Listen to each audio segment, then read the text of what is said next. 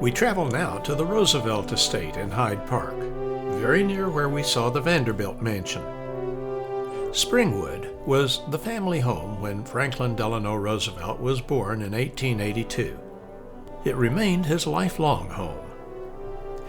COVID restrictions prevented us from going inside or touring the Presidential Library and Museum located nearby on the property.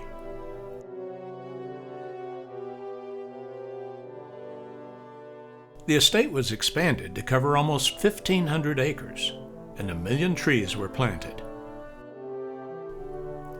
A park ranger gave us some amusing insights, including this story about FDR's brother James.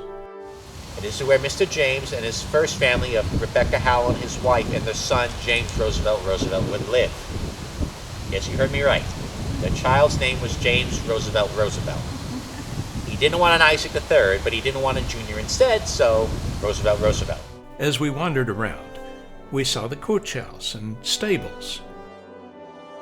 We met statues. You look at these two guys and what they talked about and what they did for the free world.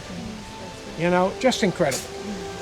Here we found Franklin and his wife Eleanor. Then we headed for the Rose Garden and visited their graves. FDR had been elected president 4 times and had to deal with the Great Depression and World War II.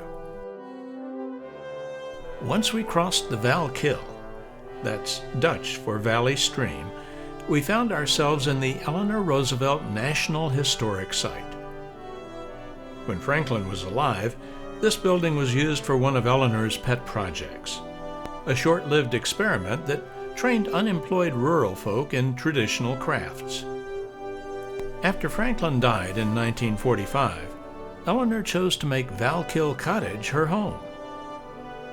There and in nearby Stone Cottage, she held retreats, met visiting dignitaries, and hosted her activist associates. Our guide described her as having no pretensions. Something on the side of the road. Well, I think that's how she furnished her house, with 7 of them.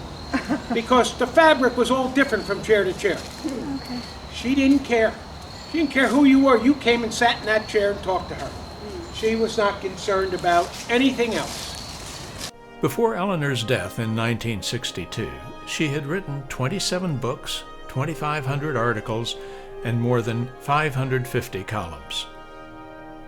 As with the other estates we had visited, the Roosevelt property offered a peaceful view of the Hudson River.